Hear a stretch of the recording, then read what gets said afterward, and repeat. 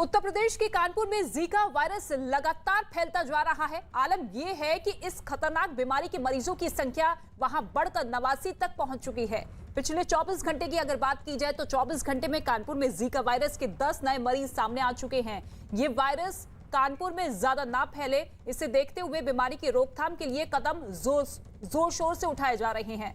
लिहाजा स्क्रीनिंग का काम भी तेज कर दिया गया है। बताया यह गया है कि 50,000 से ज्यादा लोगों की स्क्रीनिंग की जा चुकी है। जीका वायरस का पहला मरीज 25 अक्टूबर को एयरफोर्स स्टेशन के कैंपस में मिला था और 2 हफ्ते के अंदर मरीजों की तादाद बढ़कर 89 हो चुकी है। ऐसे में प्रशासन के हाथ पांव फूल चुके हैं और इसलिए अलग अलग टीमों ने निगरानी तो बढ़ाई है, साथ ही मच्छरों के खिलाफ भी अभियान शुरू कर दिया गया है, क्योंकि जीका वायरस जो है वो मच्छरों से फैलता है। लोगों से घर के अंदर और आसपास की जगहों में पानी जमा नहीं होने की अपील भी की जा रही है। अमित गंजू इस वक्त हमारे साथ मौजूद है। अमित, देखिए लगातार जीका वायरस का प्रकोप बढ़ता हुआ, मरीजों की संख्या बढ़ रही है। प्रशासन क्या कुछ कदम उठा रहा है, जमीनी तौर पर किस तरीके से रोकथाम की जा रही है इस वायरस को लेकर? देखिए गीतिका, मैं आपको बताना चाहूंगा, निश्चित तौर पर अधिकारियों के अब हाथ पांव फूलने लगे, क्योंकि जिस प्रकार से उनका ये दावा था कि इसको 79 के जो फिगर था उस पर इन्होंने पूरी स्क्रीनिंग स्टार्ट करी। 4,19,264 लोगों की स्क्रीनिंग हो चुकी है। 1700 लोगों के कल तक हो चुके थे और 1400 यानी ये फिगर भी 3000 के आसपास हो चुकी थी। 764 गर्भवती महिलाओं की स्क्रीनिंग हो चुकी है, उनके टेस्ट हो चुके हैं। अब वो निश्चिंत थे। इसका मतलब उनका कहना था कि ये 4 किलोमीटर के रेडियस तक था, लेकिन जो अब हमारे सोर्सेज बता रहे हैं, अब ये एयरफोर्स स्टेशन के 6 किलोमीटर के रेडियस तक फैल चुका है।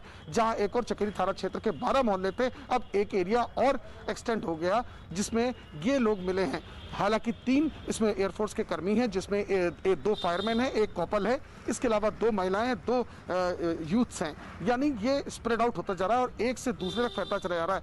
हालांकि जिलाधिकारी का साफ कहना है कि इसको रोकथाम की जा रही है और हम बहुत जल्दी इस पे रोकथाम भी कर पाएंगे, क्योंकि 28 दिन का एक पूरा पीरियड होता है। 23 को फर्स्ट जो SWA मिला था, उसके बाद से 14 डेज का एक पीरियड था। उसके नेक्स्ट जिस तरीके से कानपुर में लगातार जीका वायरस बेकाबू होता हुआ दिखाई दे रहा है, उससे प्रशासन के हाथ पांव फूल चुके हैं और ऐसे में केंद्र सरकार की तरफ से भी एक टीम भेजी गई है। ठीक है, आपका रुख करेंगे, लेकिन जीका वायरस पर एक खास तरह के मच्छर यानी कि एडिस एजिप्टाई से फैलता हुआ दिखाई देता है ये वायरस, और इसलिए मच्छरों को पनपने से रोकने पर सारा जोर है।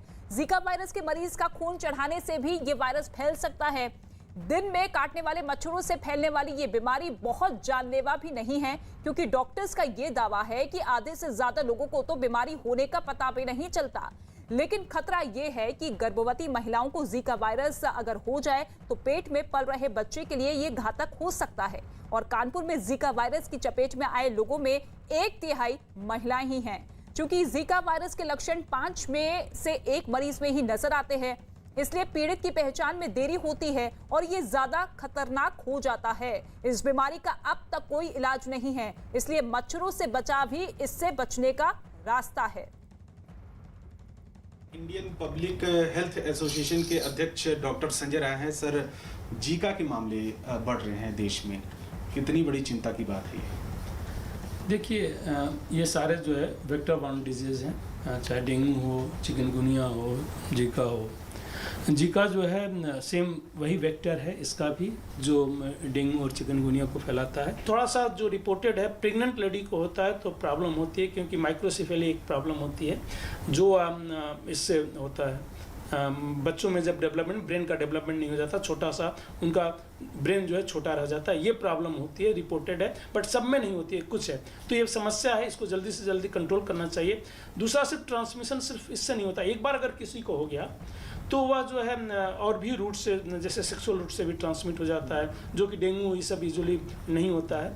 यह जो है सेक्सुअल रूट में, तो एक आदमी के होने के बाद वह दूसरों को भी जो है और भी रूट से जो है या बॉडी फ्लूइड्स से ट्रांसमिट होता है, तो ये इसका ट्रांसमिशन उसमें हो सकता है। ब्लड ट्रांसफ्यूजन कर रहे हैं तो उसमें भी हो सकता है अगर जीका वायरस है।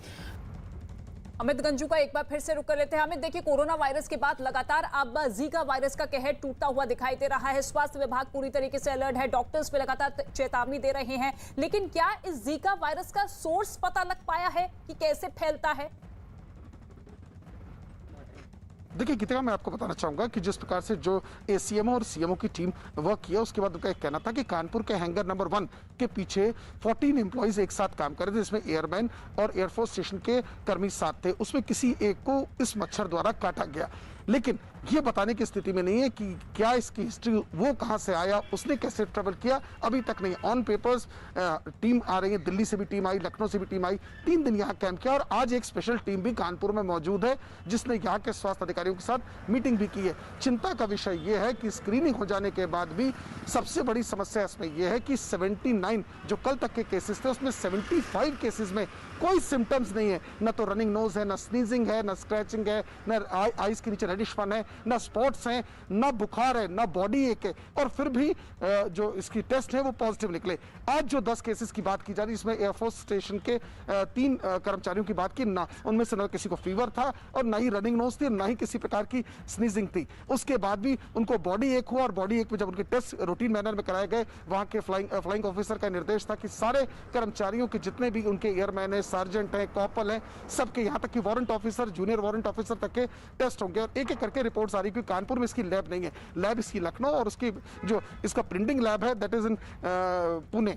उसके बाद जैसे ये लोग फिल्टर करके रिपोर्ट्स आती है उसके अनुसार आ रहा है। जो सोर्सेज का कहना है कि अभी पूरी तरीके से रिपोर्ट्स नहीं आई हैं, 3000 टेस्ट हो जाने के बाद मात्र 1764 लोगों की रिपोर्ट्स अभी सामने आई है। ऐसा माना जा रहा है कि 1000 से 1200 लोग, जो हमारे सोर्सेज बताते हैं, उनकी रिपोर्ट अवेटेड है।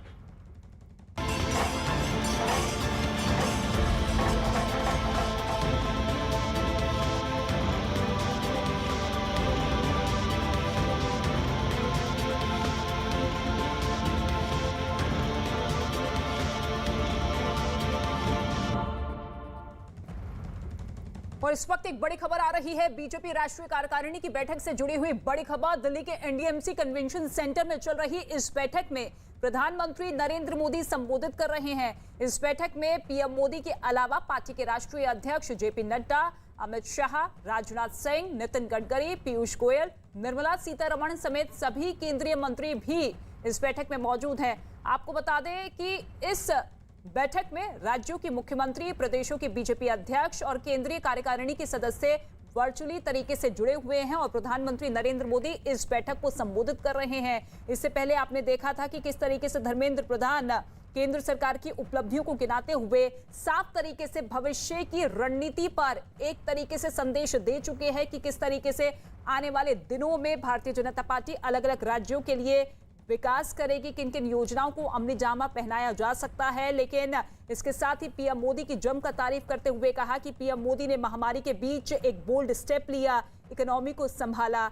पैंडेमिक जहां न केवल देश में हाहाकार मचा था, पूरी दुनिया त्रस्त थी, लेकिन इसके बावजूद लॉकडाउन जैसे कदमों के बाद भी अर्थव्यवस्था को कंट्रोल में रखते हुए प्रधानमंत्री नरेंद्र मोदी ने तमाम ऐलान किए और ऐसे में